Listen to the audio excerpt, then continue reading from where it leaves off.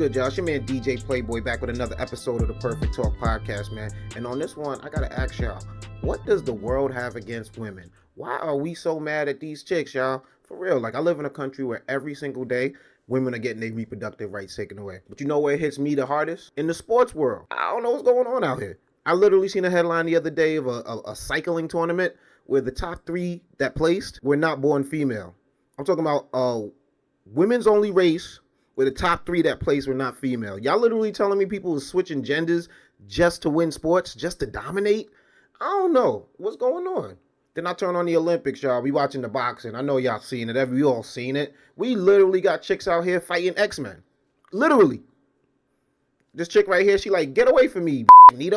No more mutants. Then the other day, I turn on Fox News, and I see your man Jesse Waters say this. To be a man and then vote for a woman just because she's a woman is either childish, that person has mommy issues, or they're just trying to be accepted by other women. And I heard the scientists say the other day that when a man votes for a woman, he actually transitions into a woman. Oh, is that right? Yeah, that's what the science says. That's science. I feel like Jesse Waters probably hops in his car and raps, yeah, glow, word for word, y'all. I believe it was the great philosopher Kendrick Lamar who said, when I see you stand by sexy red, I believe you see two bad bitches. I believe you don't like women. It's real competition. You might pop ass with them. And let's not forget this important question asked throughout history, Jesse Waters. Why are you gay? For real, like, this is everywhere from the sports world, reproductive rights, politics. We gotta start showing some love to some women, y'all, because the way y'all moving out here is OD sus. Let's get into the episode, baby. What's good, y'all? It's your man DJ Playboy back with another episode of the Perfect Talk podcast. You know I'm holding it down for y'all solo dolo, and let's get right into it. It's time for Plicker's Spotlight Story. And like I just said in the intro, y'all, man, we got chicks fighting who? We don't even know. You know what I'm saying? And you know what I'm talking about. Y'all seen the videos. Y'all seen the controversial articles talking about two boxers in the Olympics. Female boxer Imane Khelif, as well as, let me make sure I pronounce this right for y'all, Ting out of Taiwan. Now, if you've been paying attention to the Olympics like I have, you might have been noticing not only is China really good at sports, surprise, surprise, but also there are two boxers that are in the female Olympics boxing competition that some people are saying were not born female. Now, when this controversial story first came out, I mean, people were talking about this person's a transgender, as if they switched their gender, as if this was a choice that they made. And come to find out as more time goes on, that this was something that both of these athletes were actually born with. Some people are saying they were born with a condition. Some are saying that they failed a chromosome test in the International Boxing Association, also known as the IBA, testing last year, where both of these boxers were disqualified from competing. But even that's marred in a little bit of controversy because the IBA is also a very controversial organization, like a lot of boxing organizations are. And who knows if we can really trust what they say or not. Also, where's the proof? Show us a little something. But, I mean, something don't look right. Now, when you see that fight where Imane Khelif was fighting Angela Carini, and Angela Carini tapped out after 45 seconds, it made you really wonder, like, damn, this is an Olympic boxer that just said, I ain't never been hit like that before. You know what I mean? In the case of Ting, one of the opponents that she dominated had the nerve to throw up a little X, you know what I'm saying? A little X, saying that she got X chromosomes and maybe Ting might have a little Y over there, you know what I'm saying? Something. Another letter, maybe. You know what I mean? But basically, she was trying to taunt, which is like you taunting, but you lost. But it does make me wonder. I mean, these are Olympic level athletes that have made it all the way this far that are being like, yo, I don't know if I'm fighting a woman over there. And I think even that should be cause for concern. If these top level athletes can't compete with them, I mean, maybe we should just have Ting fight against Imane Khelif.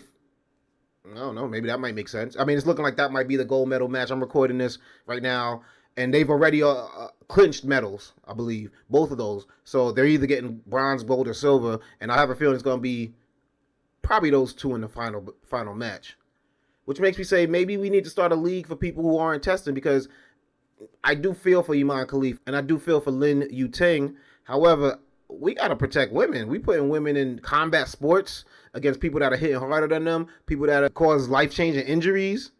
It really got your boy Plicker concerned. And we all remember the story from a few years ago where Leah Thompson blew away her competition, and we found out that Leah Thompson was not born a female, but however, once switching over to that gender, has been dominating the female sport. Things like that I feel are kind of wild, y'all. We got to protect females. I read an article that said transgender cyclists take top 3 spots in Washington Women's Relay Championships. If they taking the top 3 spots, you got 3 of them, why not start their own league? Like, what are we talking about here? It really don't make sense. Like, trust me, I'm probably as liberal as it gets. You do what you do, I'm gonna do what I do, and I really don't really give a fuck. I'm not that concerned about how other people getting down. However, as a father of a young lady, as the brother of a young lady, as a son of a mother, like, we have to protect women. Like, what are we doing here? Let's start a transgender league. I'm sure it'll be entertaining, it'll be competitive, it'll also be fair. Like, let's not put our young ladies in a unsafe position. Now, if they're losing in swimming, they're losing in cycling. I mean, the only things that might be getting hurt are feelings. But when we got them in combat sports, boxing, y'all, I think somebody might have to call a timeout and really just say, as inclusive as we want to be, we also got to protect the rights of people that have been doing this. And maybe we got to make up another league. Maybe we got to figure something else out. But we also got to do something to protect women out here, y'all. Now, to Imane, Khelif, and Ting, they've been facing an onslaught of online abuse. People from Jake Paul to Donald Trump to everybody misgendering them, calling them out their names, disrespecting them. And I do feel bad for them. I do feel like, this is something that we probably should get all the information on before people judge. This is probably something where, if they weren't competing right now in the Olympics, they'd probably be able to speak out a little bit more on. But however, even though I do feel bad for them and I do feel everybody deserves their chance, we also have to take precautions to protect the women that we have in this country because, like I said earlier, we are fathers, we are brothers, we are sons. And as the men of this country, the men of this world, if we don't protect the women, who are?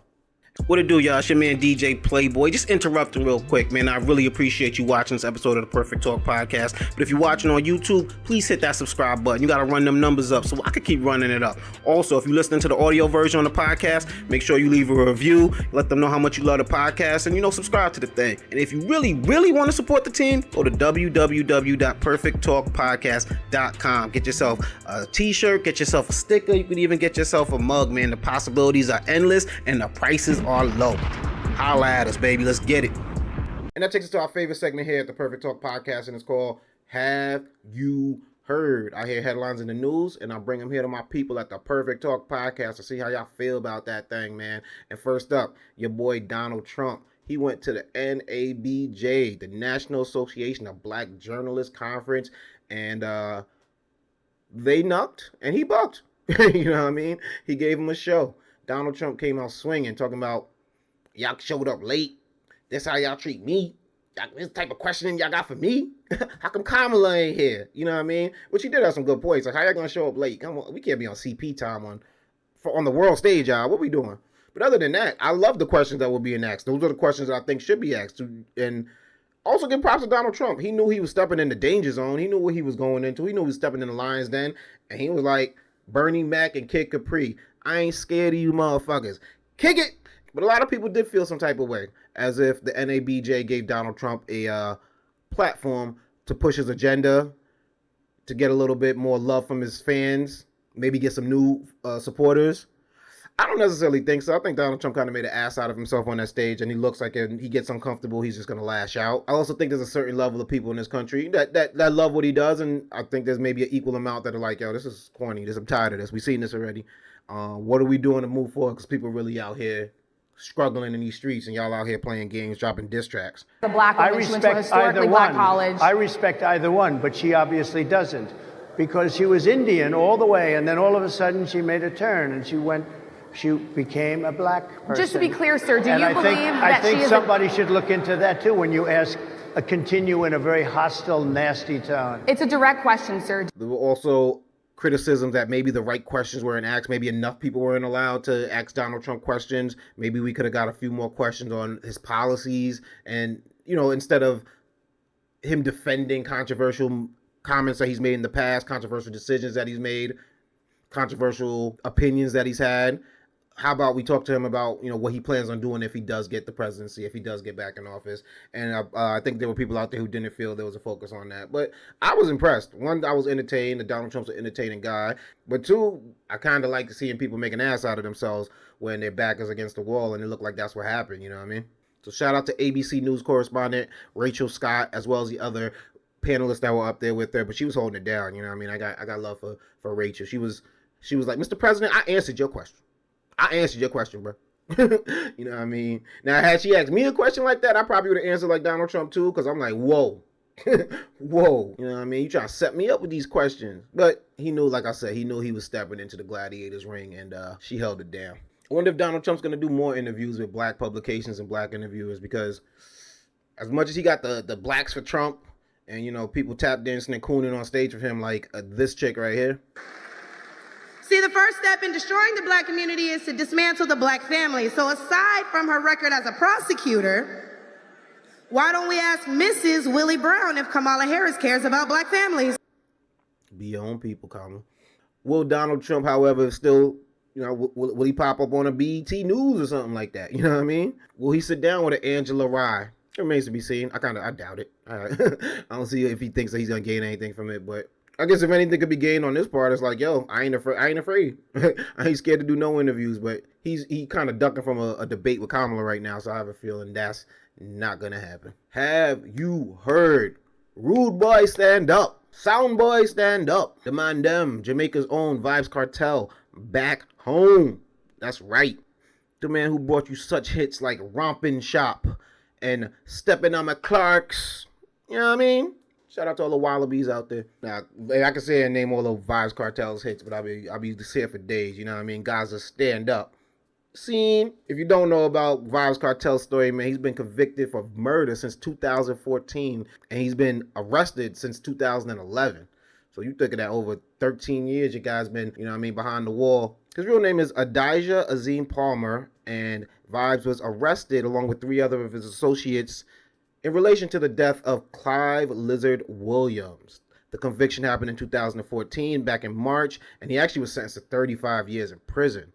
Now, if you don't know, Vybz Kartel has also been suffering from Graves' disease. His medical condition was considered in his release as well. In March of 2024, the UK-based Privy Council, Jamaica's top court, tossed out all of the 4 men's convictions due to juror misconduct. It looks like in 2014, one of the jurors were offering bribes up to $3,200 US to other jurors who'd be willing to find Vybz Kartel and his associates guilty. And after years and years of appeals, finally in 2024, the Jamaica Court of Appeals decided to meet to decide if Vybz Kartel should have a new trial. The 3-judge panel announced that a retrial was not merited, meaning that all 4 men could walk free. So shout out to Vybz Kartel, and now get your health on point, brother. I mean, people seeing them, they said the pictures, Vybz looking a little different, but imagine if you've been in dirty conditions, you know what I'm saying, staring at a wall all day, an hour of sunlight, you know, at best. You know what I mean? It's probably, I might be generous by giving them that, you know what I mean? But 3 hots and a cot, yeah, that's going to take effect on your appearance, going to take effect on your health, and on top of that, dealing with Graves' disease, like, that ain't, come on. So definitely, you know what I mean, prayers up to Vybz Kartel. The nation of Jamaica is standing up, but the whole entire world is happy to see Vybz back home. And stay out of trouble, brother. Go back in the studio, make some music, and do what you do best, because that's what we all recognize you for. Big up Vybz Kartel. Have you heard? Not only is Cardi B preggers, I mean, I think we already kind of speculated that, but she is deciding to leave your man Offset. That's right, she filed for divorce this week from the rapper, the former Migos star. And, you know, they've been together for a while, on and off. We've seen their rocky relationship, and Cardi feels like she had enough. But hours after announcing that, she also decided, y'all, I'm going to confirm it for y'all. I know y'all been speculating. Y'all see people holding umbrellas over my baby bump, and you see me rocking the big clothes. You know, you're right. I'm pregnant. You know what I mean? She told the world in a Instagram post. Let me read it for y'all. With every ending comes a new beginning. That's poetic right there, Cardi. You know what I'm saying? And probably, you know, maybe now, you know what I mean? She's focusing on herself. She's focusing on her life. She's focusing on what she's been doing. Maybe we're going to get some new music from Cardi. I respect Cardi so much because she dropped 1 album on y'all and still probably number 1 or 2 in the female rap game, in my opinion. Without just having to drop constant albums. What kind of deal does she have? She could just drop an album and not drop nothing else. That's fire, Cardi. I got so much respect for you. And as much as I wanted to see, you know, this family situation, this family bond get together and still holding out a little bit of hope that it would, some of the reasons that she explained were irreconcilable differences.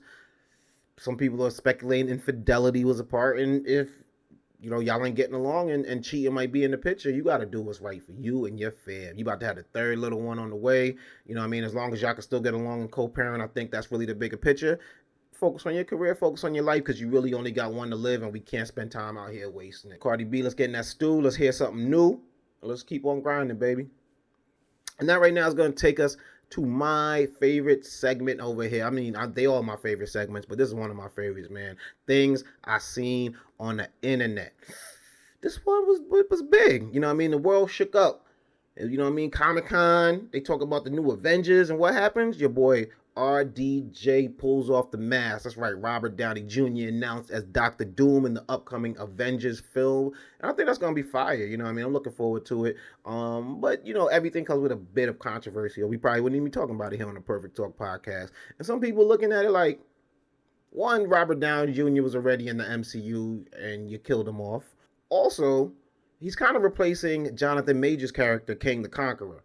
Now, not only was the storyline a little weak and maybe Marvel wanted to get away from it, but it's like we're punishing somebody who was in trouble for a criminal offense to give the job to somebody who obviously had their own legal troubles in the past. Now, obviously, Robert Downey Jr. has gained good equity with Marvel and has been a cash cow for them, but it also is a little bit of hypocrisy at play there, you know what I mean? And if we're going to give Robert Downey Jr. second chances and chances to, you know, revive as new characters in the Marvel Universe, I would hope to see Jonathan Majors get his second chance, you know what I mean? Because I'd be naive to think that there are racism apart here of why some things happen for some people and some things don't. But I would like to believe that, you know what I mean, Marvel can get it right, because I'd hate to see Jonathan Majors' career derailed over a misdemeanor of one of such controversy where he's actually running from the person he's accused of assaulting in the streets. Yeah, we've seen the video. Would you want your old role back, like your old job back as King the Conqueror? King? Yeah. Hell yeah. Hell yeah, hell yeah. I love him. That's why I said I love him. I love him. I love King. Love Timeless. Love He Who Remains. Love him.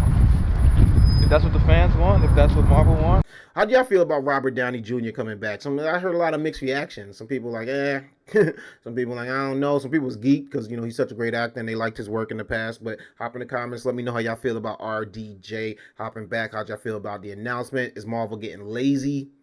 You know what I mean? Like Deadpool, Wolverine, you know what I mean, just made a ton of money for him. So maybe they feeling themselves again. They feel they got the bounce back. They got a lot of bouncing back to do because the past year for Marvel has been a bit of a fumble. Things I've seen on the internet, y'all. This has confirmed to me that 2024 is officially a simulation, y'all. This ain't real. It's a fever dream. When you got Akon popping up on PDF files, you know what I mean? Yeah, he's with your man Vitaly, who we all know is known for running up on the chomos, known for running up on the guys out here doing wild stuff that they shouldn't be on the internet. You know, he's the 2024's Chris Hansen. And last week I seen him with YG running up on the dude. This week it was Akon, and Akon provided a soundtrack for your guy. Not only was his PDF file geeked to me, Akon provided a soundtrack as he was getting locked up. Let's check it out.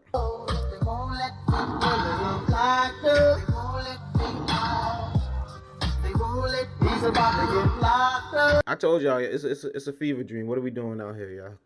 This ain't real. We halfway through this year, and I have a feeling it's an election year. It's only gonna get wilder, and I'm here for it all, y'all. That's another episode of the Perfect Talk podcast in the books. It's your guy DJ Playboy. Catch me on X at DJ Playboy. You see it right behind me. Find me on Instagram at Plicapeezy, PLICCAPEEZY. You see it right there in front of me. And also, you can find Perfect Talk podcast on Instagram at Perfect Talk Radio. So go check us out. And everything Perfect Talk podcast, DJ Playboy, the whole entire massive, is right there on www.perfecttalkpodcast.com. Yep, that's right. You could get yourself a t-shirt. You could get yourself a sticker. You could get yourself a mug them. I got a sticker on this one, man. I know that sticker. I got a ton of sticker here. Get yourself a nice little DJ Playboy sticker, you know what I'm saying? Get yourself a nice little Perfect Talk podcast joint. We got all of them there, baby, and the prices is low, so go get yourself one. And I'm up out of here, y'all. But before I go, I got to tell y'all, spread love. It's the Brooklyn way. We're going to keep it moving. Love each other, y'all. Because y'all know that this world could be filled with a whole lot of negativity. But let's try to be the change that we want to be in the world, y'all. Spread love. It's the Brooklyn way. And I'm going to try to follow my own advice. Peace out, y'all.